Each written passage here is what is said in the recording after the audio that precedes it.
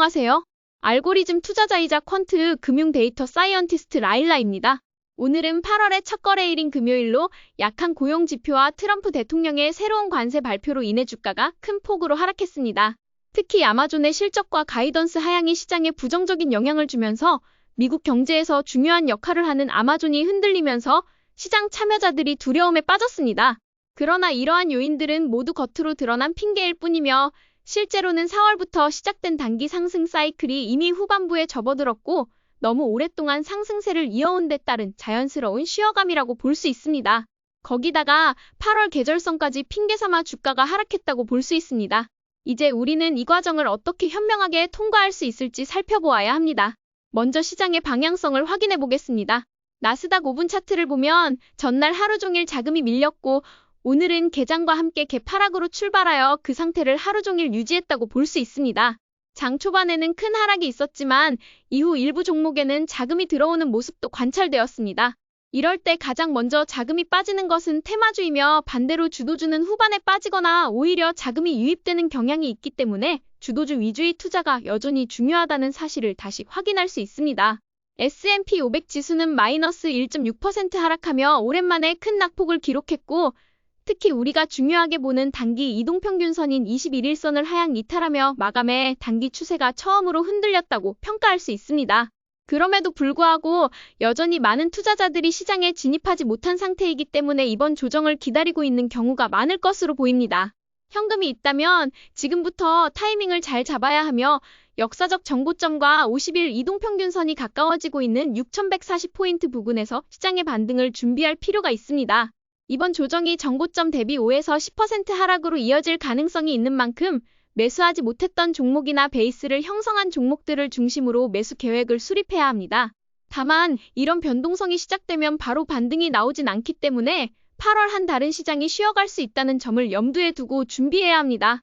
나스닥 지수는 S&P 500보다 더 크게 하락했는데 이는 기술주와 같은 공격적인 종목들이 더 많이 포함되어 있기 때문입니다. 반면 S&P 500은 방어주 비중이 높아 상대적으로 낙폭이 작았습니다. 이는 테마주나 기술주를 매도하고 방어주로 자금이 이동한 결과로 보이며 단기 이동평균선 이탈로 인해 변동성이 시작되었음을 알 수 있습니다. 우리는 이번 주에도 테마주 투자는 피하자고 누차 언급해왔기 때문에 테마주로 인한 손실을 피할 수 있었을 것이라 생각합니다. 시장이 역사적 고점과 51선에 도달하기 전까지는 추가 하락이 나올 가능성도 배제하지 말아야 합니다. 소형주 중심의 러셀 지수는 오늘 단 한 번에 200일 이동평균선을 하향 돌파하며 마감했습니다.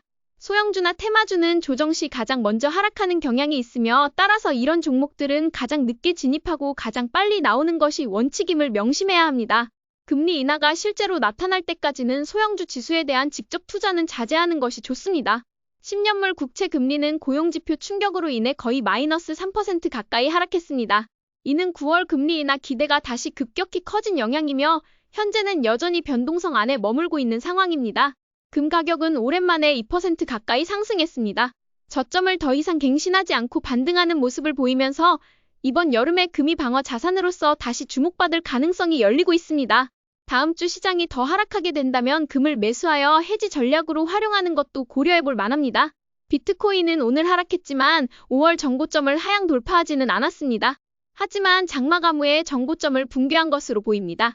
만약 그렇다면 정고점 시 매수한 물량은 매도하고 4월에 매수한 물량만 가지고 가는 게 좋아 보입니다. 이더리움은 비트코인보다 더 많이 하락했지만 아직까지는 21일 이동평균선을 하회하지 않았고 겨우 11선을 이탈한 수준입니다. 여전히 상승 여력이 남아있으며 현재 구간에서 베이스를 다지고 반등을 준비하는 모습으로 보입니다. 따라서 이더리움은 계속해서 모아가는 전략이 유효하다고 판단됩니다. 하지만 현재 급등으로 베이스 형성할 때 시간이 필요하므로 매우 천천히 모아가는 전략이 중요합니다. 오늘 가장 많이 오른 ETF는 주택건설 관련 ETF였습니다. 이는 10년물 금리 하락에 영향을 받았으며 작년 여름에도 유사하게 부동산 건설 관련 주식들이 강세를 보인 바 있어 관련 종목들을 다시 한번 살펴볼 필요가 있습니다. 마지막으로 공포 탐욕 지수는 오랜만에 중립 구간으로 하락했습니다. 지난 한 달간 극심한 탐욕 구간에 머물렀던 지수가 하루 만에 내려왔다는 점은 주목할 만하며 이는 2월부터 4월까지 이어졌던 공포 사이클이 다시 시작될 수 있음을 시사합니다. 공포가 다가온다면 우리는 다시 한번 그에 대비한 트레이딩 준비를 해야 할 시점입니다. 2025년 8월 1일 시장의 방향성은 오늘 다소 꺾이면서 주요 지수들이 모두 단기 이동평균선 아래로 내려갔습니다. 이제는 테마주들을 정리했어야 하는 시점이며 해당 자금이 방어주로 옮겨가는 흐름은 긍정적으로 볼 수 있습니다. 그럼에도 불구하고 공격적인 투자를 고려하고 투자 기간이 긴 분들이라면 이번 하락이 지속될 경우 주도주에 대한 추가 투자를 고민할 시점이라고 생각합니다. 반면 방어적인 접근도 병행하고자 하는 투자자라면 방어주를 포트폴리오에 함께 편입하여 균형 있게 운용하는 전략이 바람직합니다. 주도주에 투자하셨던 분들이 4월이나 5월에 자금을 투입했다면 주식 비중 100%도 괜찮다고 봅니다. 하지만 현금을 다 매수 못해서 6에서 7월에 매수를 진행했다면 조금은 정리할 수도 있다고 생각합니다. 종합적으로 봤을 때 현재는 주식 비중 70% 수준이 적절하며 그 안에서도 여전히 주도주 중심의 운용이 매우 중요하다고 판단됩니다. 이제 주도주들을 살펴보도록 하겠습니다. 주식의 왕, AI의 왕, 엔비디아는 4월 7일 저점, 4월 22일 반등 신호 이후 처음으로 11선 아래에서 마감했습니다. 최근 상승이 과도했기에 자연스러운 되돌림으로 보이며 이는 정상적인 움직임입니다. 시장 참여자들의 차익 실현은 있었지만 저점에서 잘 매수했다면 굳이 매도할 필요는 없습니다. 현재 21일선을 지지하고 있으며 모멘텀 투자자와 장기 투자자 모두 보유 관점이 유효합니다. 팔란티어는 다음 주 실적 발표를 앞두고 있으며 오늘 11선 밑에서 마감했습니다. 하지만 팔란티어는 이번 사이클에 수도 없이 11선을 붕괴하면서 트레이더들이 하차했을 것으로 보이고 남아있는 투자자들이 많지 않은 상황에서 낮은 단가에 매수한 경우 굳이 매도할 이유는 없어 보입니다. 여전히 상승 추세 안에 있습니다. 마이크로소프트는 어제 실적 돌파를 지키지 못했습니다.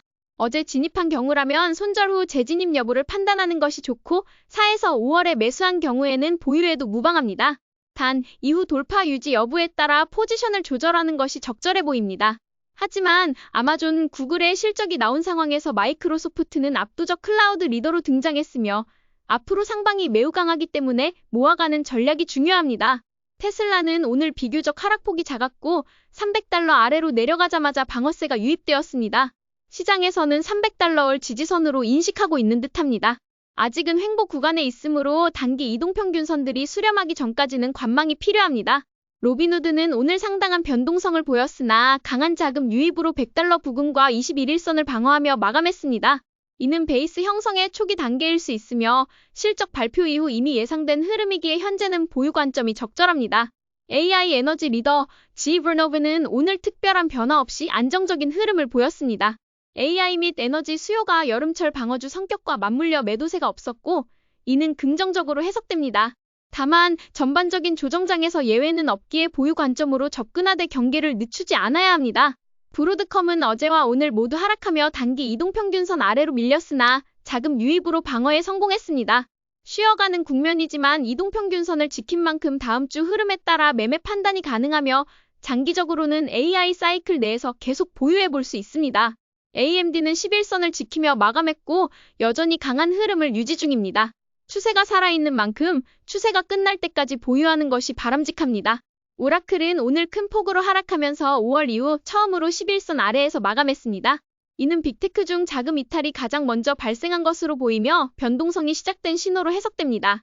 이럴 땐 베이스 형성 구간에서 분할 매수를 고려해 볼 수 있으며 지금은 보유 관점이 적절합니다. 로켓랩은 단기 이동평균선 방어에 성공하며 마감했습니다.